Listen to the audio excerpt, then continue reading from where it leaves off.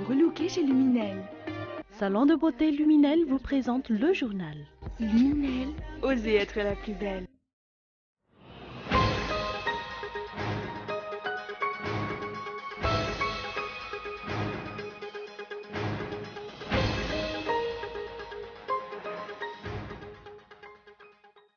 Le 12 janvier dernier, les hauts conseillers ont publié un avis se rapportant sur la désignation du chef de l'opposition au sein de l'Assemblée nationale.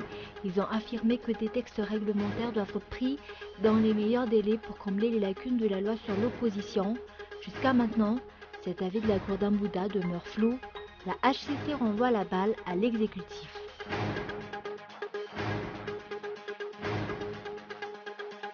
Le président turc Erdogan foulera le sol malgache vers 21h30.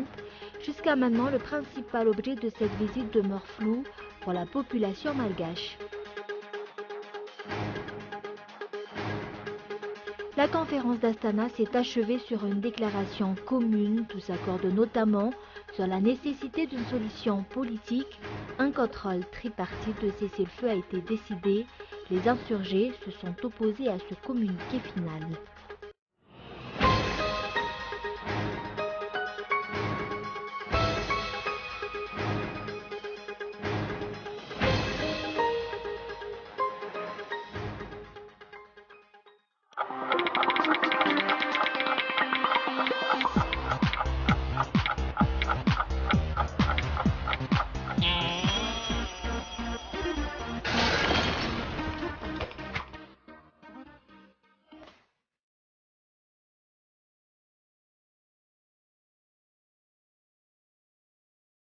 Venez vous relooker chez Luminel.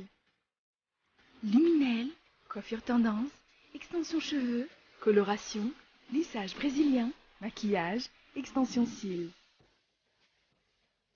pédicure, manucure, onglerie. Luminel Béorir, vers escalier 1 4 foot.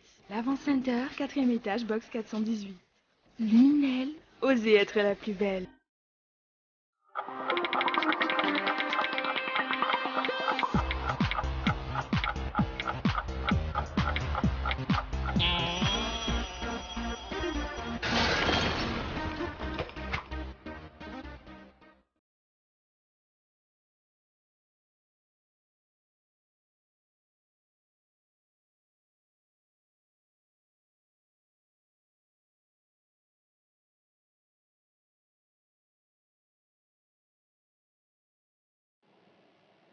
Bonsoir à tous et bienvenue dans ce journal. À la une, le 12 janvier dernier, les conseillers ont publié un avis se rapportant sur la désignation du chef de l'opposition au sein de l'Assemblée nationale. Ils ont affirmé que des textes réglementaires doivent être pris dans les meilleurs délais pour combler les lacunes de la loi sur l'opposition. Jusqu'à maintenant, cet avis de la Cour d'Ambouda demeure flou. La HCC renvoie la balle à l'exécutif. Reportage de Feizo Rafal. Des textes réglementaires doivent être pris dans les meilleurs délais selon les conditions indiquées par le présent avis, afin de remédier aux lacunes et insuffisances précitées et afin de permettre l'installation de l'opposition officielle à l'Assemblée nationale, ainsi que la désignation de son chef dans le respect de la Constitution. C'est ce qu'a affirmé la HCC dans son avis numéro 01 HCCAV du 12 janvier 2017 sur les dispositions constitutionnelles se rapportant à la désignation du chef de l'opposition au sein de l'Assemblée nationale. Mais qu'entend-elle par meilleur délai? Questionné sur ce point précis, le président de la Cour d'Ambouda a affirmé qu'aucune date n'est précisée dans ce sens. Il renvoie également la balle à l'exécutif chargé de prendre ces textes réglementaires. Nous n'avons pas compté en mois où nous avons demandé quand même à l'exécutif de faire œuvre de diligence, parce que comme nous l'avons souligné aussi dans la décision, c'est que le rôle de chef de l'opposition est quand même important dans le cadre d'une démocratie. Il expose également des lacunes de la loi sur l'opposition et des partis politiques de l'opposition. Donc, concernant la désignation de chef de l'opposition, je crois que si tout le monde a bien lu quand même la décision de la Haute Cour constitutionnelle, il n'est pas question de bloquer ni de retarder quoi que ce soit, mais il y a quand même la mise en œuvre pratique, hein, aussi bien la Constitution que la loi sur l'opposition ne posent que les principes et la mise en œuvre pratique, ça ne figure nulle part. Hein, lorsqu'il est dit que le chef de l'opposition est élu, vous savez que c'est quel type de mode d'élection, qui sont les électeurs et tout ça, il faut que ce soit clair au départ, justement pour éviter encore des contestations de la personne qui sera désignée chef de l'opposition. Le mode de fonctionnement de la HCC demeure flou pour tout un chacun. Certains craignent que les dirigeants jouent avec le temps en ne mentionnant pas exactement le délai imparti à l'exécutif pour prendre ces textes réglementaires. Tel était le cas avec la mise en place de la Haute Cour de justice stipulée dans la Constitution, soit 12 mois après la prestation de serment du président de la République. Ce mode de fonctionnement a poussé le parti malagasy Miaramieng à affirmer qu'il va avancer lors de la prochaine session ordinaire de l'Assemblée nationale une proposition de loi réorganisant les attributions et le fonctionnement de cette institution pour qu'elle soit plus indépendante dans l'exécution de ses missions, qui est le contrôle de constitutionnalité des lois, outre son rôle de régulateur de la vie politique du pays, qu'elle s'est adjugée elle-même à travers les décisions et a vu toujours teinté d'une touche politique. Et sur le plan économique, redresser la compagnie nationale d'eau et d'électricité par la mise en place des nouvelles structures prévues pour la gouvernance de la JIRAMA et la mission du nouvel administrateur délégué de la JIRAMA ainsi que le nouveau conseil d'administration. Cette nouvelle équipe a 3 mois pour accomplir cette mission. Jusque-là, les usagers attendent toujours la fin des délestages. Lily Rabiat. Coupure fréquente de l'électricité, délestage, les usagers de la compagnie nationale d'eau et d'électricité n'attendent que la fin de ces mots. Une nouvelle structure menée par un administrateur délégué a été mise en place depuis la semaine dernière pour mettre en place les nouvelles structures prévues pour la gouvernance de la JIRAMA, superviser le processus de recrutement effectué par un cabinet indépendant pour les postes prévus par la nouvelle restructuration. Mais outre ces missions, les observateurs de la vie publique attendent de cette structure un réel redressement de la compagnie. L'administrateur délégué et son équipe osera-t-elle chercher de fond en comble les maux de cette société d'État, comme les contrats signés par ses dirigeants avec les partenaires privés? À titre de rappel, seulement 42% de l'électricité que ces partenaires ont dû produire est produite. Où sont les sanctions y afférentes? Sur les 58 contrats de location de groupe analysés, 40 prestations sont acceptables sous certaines conditions et 18 contrats doivent être résiliés. Sur les 13 contrats de location de centrales thermiques analysés, une seule prestation est acceptable, 7 acceptables sur certaines conditions et les 4 autres doivent être résiliés. Pour les contrats d'achat d'énergie, 2 sur les 6 sont acceptables et les 4 autres doivent être révisés. La question se pose, ces nouveaux dirigeants oseront-ils jouer la transparence sur ces points opaques de la gestion de la JIRAMA? Et les plateformes du secteur privé dans l'ONTM ont finalement cédé face à l'application de la nouvelle redevance aéroportuaire perçue par les passagers depuis décembre 2016. La RDIA est perçue au niveau des aéroports d'Ivatu et de Fassen à Nouspé. À titre de rappel, on a enregistré près de 290 000 touristes venus à Madagascar contre 244 000 touristes en 2015.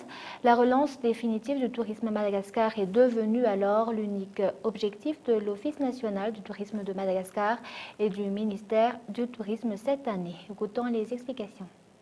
Secteur privé, suite donc à la mise en place de la taxe RDIA par la prise de Ravnala Export, le secteur privé était quand même opposé au coût élevé de la taxe.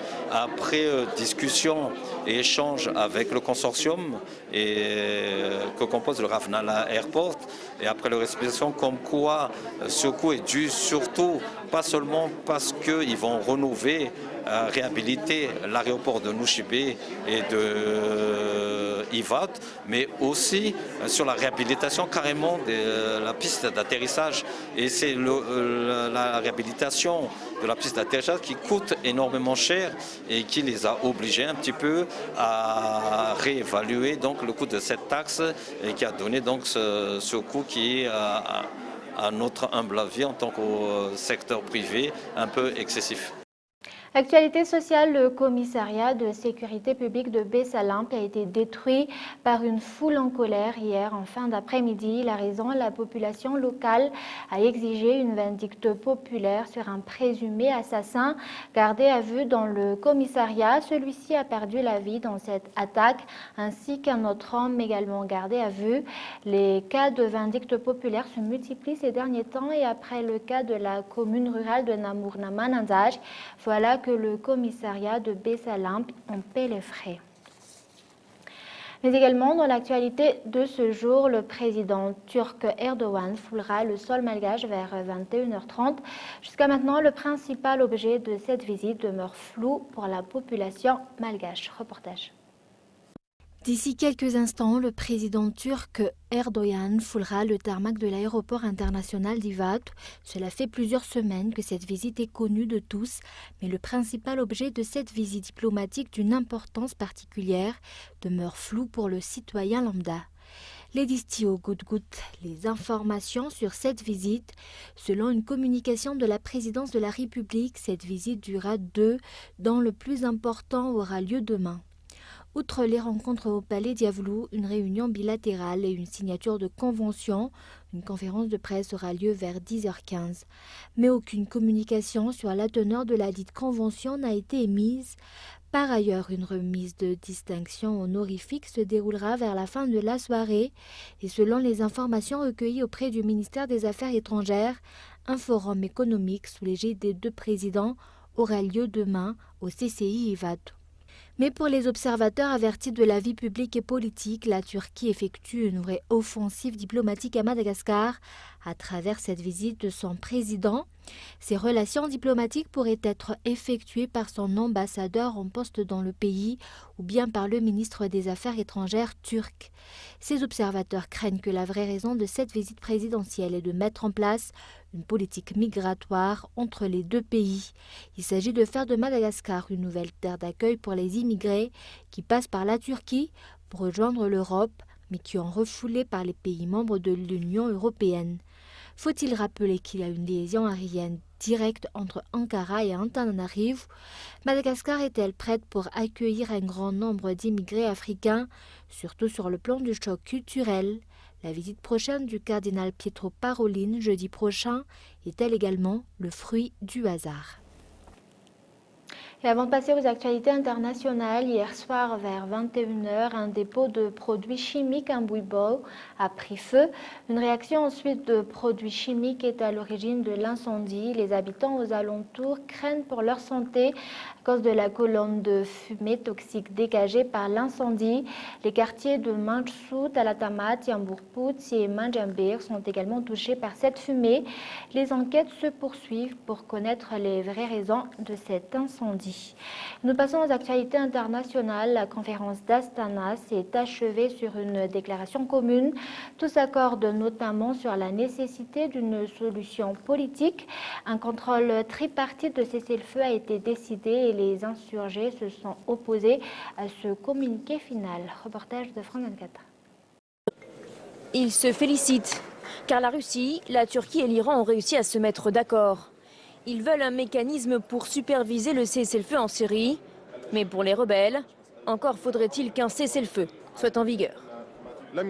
Jusqu'à présent, il n'y a pas eu de véritable cessez-le-feu sur le terrain. On attend toujours les promesses de paix des Russes. On attend des actions concrètes sur le terrain. Ce qui se joue en ce moment, ce n'est pas la tenue ou non d'un cessez-le-feu, car il y a déjà un accord sur ce point officiel et signé. Ce que nous attendons, c'est sa mise en œuvre, un vrai cessez-le-feu. Dans une déclaration commune, Téhéran, Moscou et Ankara ont également convenu de la mise en place d'un gouvernement de transition en Syrie dans les 6 mois, puis la tenue d'élections libres et régulières dans les 18 mois, le tout sous l'égide des Nations Unies. C'est également sous leur coupe que se tiendra le prochain round de négociations, le 8 février à Genève. Les groupes d'opposition armés y participeront. Ils ont obtenu le feu vert de la Russie, de l'Iran et de la Turquie. Et en France, les 2 candidats finalistes de la primaire de la gauche se retrouveront demain pour le débat de l'entre-deux tours. Emmanuel Valls ne retient pas ses coups. Il attaque son rival sur la question de la laïcité. Reportage. Bonjour. Manuel Valls avait théorisé deux gauches irréconciliables. Interrogé ce matin sur son adversaire Benoît Hamon, il en fournit une belle illustration. Quand on propose 350 milliards d'euros, même à l'horizon d'un quinquennat, c'est irréaliste. Et quand on bâtit, s'il gagne, vous allez le soutenir ou pas ? quand on bâtit le succès de sa campagne sur cette idée-là, alors on est en effet un marchand de sable, un marchand d'illusions, parce que ça va créer les désillusions. Hier soir, Benoît Hamon recevait des soutiens d'anciens partisans d'Arnaud Montebourg et de Martine Aubry, et déjà le ton était hostile. Comment vouloir rassembler si on commence par dénigrer avec des mots extrêmement durs, directement ou par le biais d'un certain nombre de ses soutiens, l'adversaire. J'aimerais savoir quel futur il propose aux Français. Je l'attends plutôt sur ce terrain-là. Ce matin encore, interrogé sur la laïcité, Manuel Valls cible Benoît Hamon et l'accuse de laxisme. Il y a des ambiguïtés, il y a des risques d'accommodement, oui, en effet, de sa part. C'est un des débats que nous avons à gauche. Et Benoît Hamon lui répond et dénonce son rigorisme. J'observe que c'est le Conseil d'État qui lui a rappelé la loi sur le burkini quand il s'est porté au secours des maires interdisant le burkini. C'est le Conseil d'État qui lui a rappelé ce qu'était la laïcité en France. Ce n'est pas moi qui ai une interprétation dévoyée de la laïcité. Manuel Valls était ce matin en banlieue parisienne. Il visitait une association venant en aide aux femmes. Benoît Hamon, lui, doit rencontrer l'entreprise Vivarte en début d'après-midi au siège de la CFDT. Le débat de demain s'annonce vif et c'est peut-être un euphémisme. Et avant de se quitter, je vous rappelle les grands points de ce journal. Le président turc Erdogan foulera le sol malgache vers 21h30 et jusqu'à maintenant, le principal objet de cette visite demeure flou pour la population malgache. Et le commissariat de sécurité publique de Bessalimp a été détruit par une foule en colère hier en fin d'après-midi. La raison, la population locale a exigé une vindicte populaire sur un présumé assassin gardé à vue dans le commissariat et celui-ci a perdu la vie dans cette attaque ainsi qu'un autre homme également gardé à vue. Et voilà, c'est la fin de ce journal. Merci de votre fidélité. Au revoir et bonne soirée à tous.